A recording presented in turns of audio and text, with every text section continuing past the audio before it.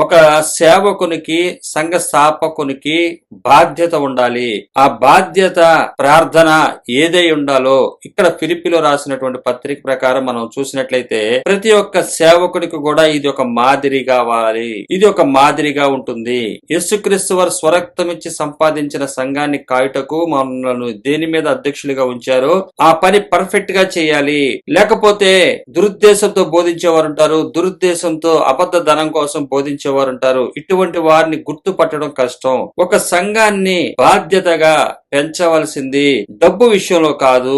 ఒక సంఘాన్ని బాధ్యతగా పెంచాల్సింది డబ్బు విషయంలో కాదు. అంటే ఆశీర్వాదాలని, స్వస్థతలని, వరాలని రకరకాల ఉన్నటువంటిది కాదు. ఇక్కడ పౌలు గారు తన పత్రికలో ఎక్కడ చూసినా కూడా ప్రస్తావన ఎట్లా ఉంటుందంటే చాలా క్షుణ్ణంగా పరిశీలించినట్లయితే చాలా వివరంగా తెలియజేస్తుంటాడు ఆయన. మనము ఈ లోక సంబంధులము కాదు, మన పౌరస్థితి పరలోకమందున్నది.